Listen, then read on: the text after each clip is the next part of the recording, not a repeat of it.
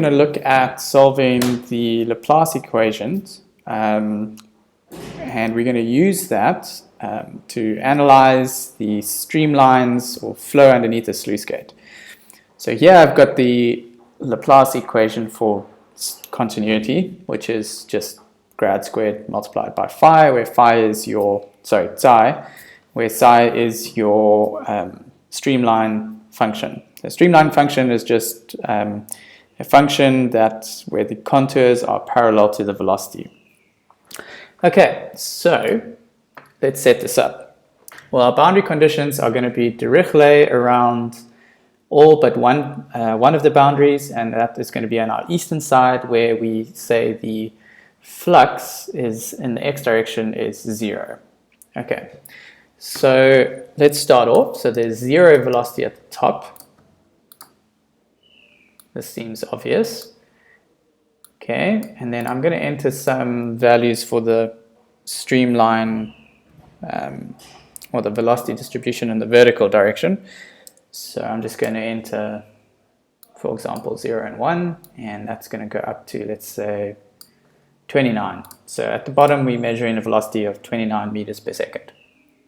Okay, I'm going to keep this constant along the bottom. That's my Dirichlet boundary condition. And now, how do I resolve the sluice gate? Well, I know at the sluice gate, the velocity is 0. And remember, the sluice gate is a certain height above the channel. So this 0 value is only going to be to a certain point. Okay? And now, on the eastern side of my sluice gate, I am at the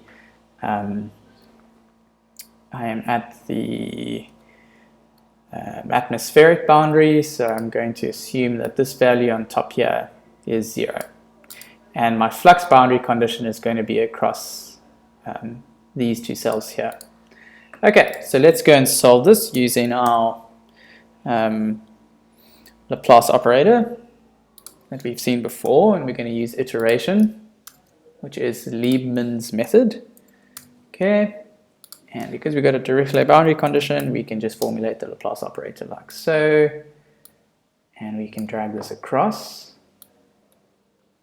and down, right, and we can drag this across here.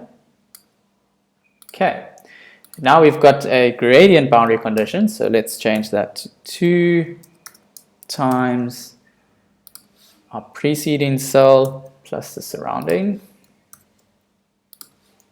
that all divided by 4,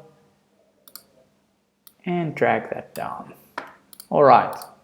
So let's just run a few iterations, function F9, and we see the solution converging quite nicely.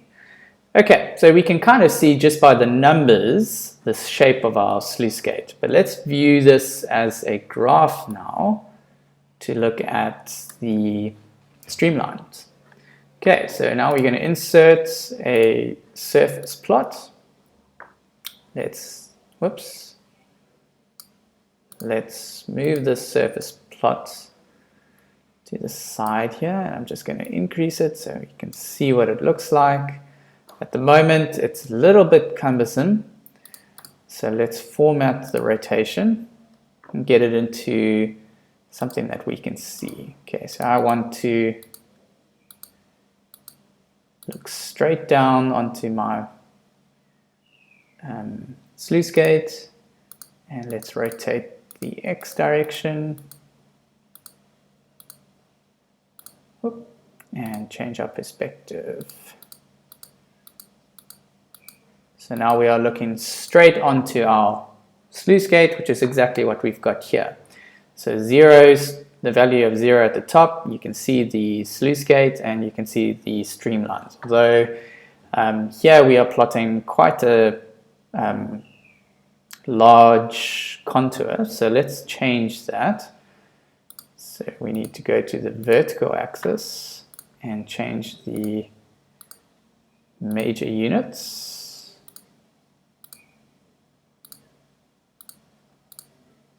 And there's a format, vertical axis, the value axis, and need to find, here we go, axis options. So let's change this to 1. See what happens. So now we've plotted many more streamlines, and you can see how they converge at the sluice gate, meaning we have an increase in the velocity underneath the sluice gate. Okay.